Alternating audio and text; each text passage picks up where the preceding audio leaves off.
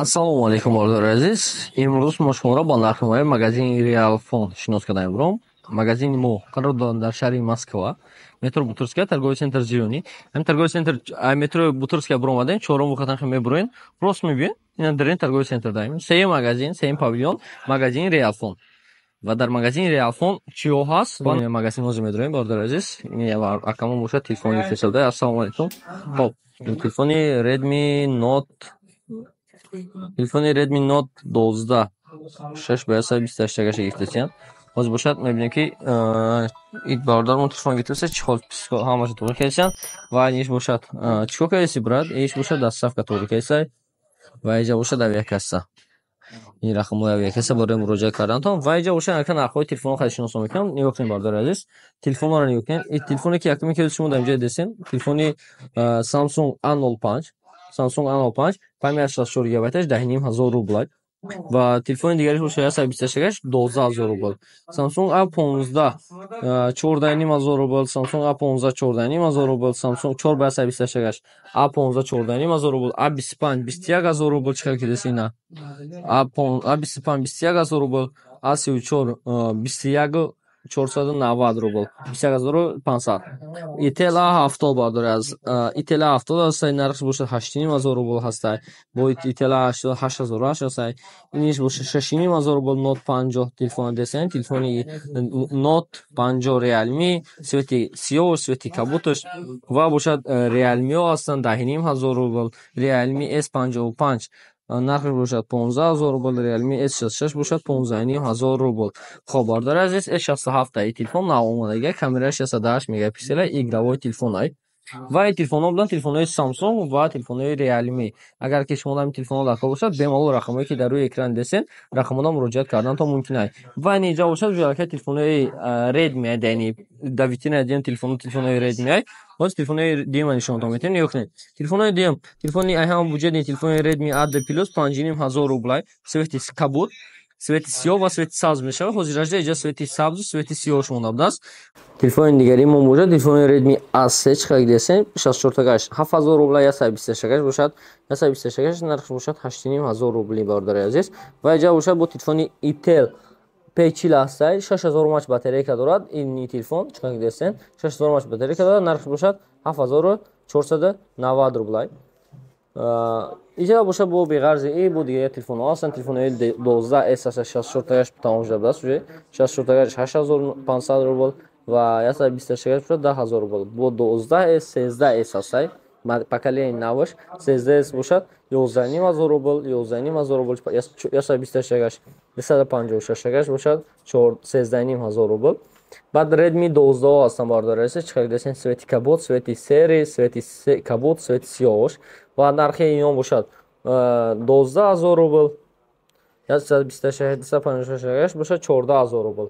Иҷа бошад Redmi Note 12 чиқар ки нав диден, ака гирифтаса буд, нархиш бошад 14500 рубль буд. Ва ина Note 13 биромадаги 16500 рубль. Note 13 ина чиқар десен, ин хеле дизайн дорад. Note 13 ва Note 13 8 ба 128 18500 рубль. Note 13 бо аста ира Note 13 Pro 200 мегапиксел камера дорад. Note 13 Pro бошад, нархш бошад 25990 рубль. Ва иҷа бошад Note 13 Pro ҳастай, Note 13 Pro Plus 35000 рубль будааст, 35000 рубль. Poco X6 Pro нархиш бошад 32000 рубль, 8 ба 128.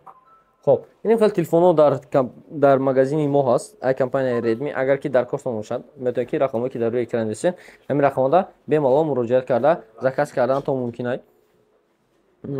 Ва иҷа бошад нигоҳ кунед бардор азиз, сеюм витрина монда бошад. Витринада телефонҳои Infinix ва телефонҳои Tecno ҳаст, Tecno Infinix Honor дар иҷа. Infinix-ҳо нигоҳ кунед бардор азиз, ай 7990 рубль сар мешавад, 128 памия дорад. Infinix Hot Chill ҳаст, Hot Chill чиқар десен, ин хеле свети кабуташ ҳаст, нархш бошад 13000 рубль, 256 памия дорад. Infinix Note CI Infinix-ҳо 15000 рубль, 16500 рубль. Note C хидаш ва Note C свети кабуташ, свети сиёҳш ва Note C Pro. Infinix Note C Pro нигоҳ кунед бардор аст, камера 68 мегапиксел, беспроводной заряд мегирад телефон ва памяти ки бошад 8.5, памяти 256, нархиш 8500 рубль бардор азиз. Ва иҷа бошад телефонҳои бо Tecno Sparko. Tecno Sparko Newyork'in 7,500 рубл сар мешавад. 7,500 рубл Tecno Spark Go. باز Tecno Spark Go 7,500 рубл цвети сиёҳ, цвети сабзаш ва цвети сафедаш ҳастад. Цвети 126 бошад 8500 рубл. Ва иҷа боз телефони нав 20S уже Tecno Spark Go 20-тош бромадаги. 20S то ҳастанд 9,500 рубл 128, бо 128 ҳастад 10,500 рубл, бо амира 20S 256 ҳастад 11,500 рубл. Ва иҷа ҳастад телефоное ки Note Tecno Spark 20 худаш 856 13,500 рубл. Tecno Spark 20 иш бошад, иш цвети сафед ямидаст, цвети сафед, цвети кабуташ. Ини бошад 20 Pro. 20 Pro али ёктен. Сиёҳ, сабз, зардаш. Нархошон бошад 15990 рубли. Чикар ки десен 108 мегапиксел камера дорад, дизайншон бенои дизайни хушрӯй. Иҷа бошад Tecno Spark 20 Pro Plus 8500 рубл, 256 экранаш бошад AMOLED. Ва иҷа бошад телефони Camon 20 худаш. Чикар ки десен отпечатки палеси телефон дар рӯи экраншай. Tecno Neo 3 барои курьеро, барои одамое ки батареяи калон мехоҳанд 7000 мах батарея дорад 13000 рубл нархаш. Ва телефони Tecno Power 5 бошад 15500 рубл. Телефони Honor X8B нархаш бошад 19500 рубл. Honor X8A 9A, то есть X9A 23000 рубл, X9B 256 23500 ва Tecno Spark 20 Pro бошад, нархошон бошад 18500 рубли. Бардори азиз, бо биғарзи телефонҳо дар магазини мо аксессуарҳоам ҳастанд. Иҷа бошад планшет аст, планшете ки чӣ хел десен, планшет нархаш бошад 9000 рубл мондаем ва 9000 рубли. Ва иҷа бошад бардори азиз, бо ҳаст соатҳо, соатҳои дастӣ, смарт соатҳо ҳастанд. И поёнда мисол чанд намуд дизайн нуқати ҳастанд смарт соатҳо. Автозарядник код барои магазин, барои телефонҳо, барои мошино держател метавонед истифодаш баред. Ва иҷа бошад дар қисмати боло, чихоло, наушникҳои беспроводной, чихол, наушникҳои беспроводной, кабел ва аксессуарҳои майдашавида барои ами телефон, наушник ҳамин хизо дар иҷа ҳаста. Метавонед бемол омодаи магазини мо харидорӣ кунед. Магазини мо дар шаҳри Москва, метро Бутырская қарор дорад. Ва иҷа бошад албатта дар пеши касса иҷа соатҳои дастӣ обычни электрониянд, батарея ки қати кор мекунанд. Ва занона, мардона ҳама намуди соатҳои иҷада ҳастанд.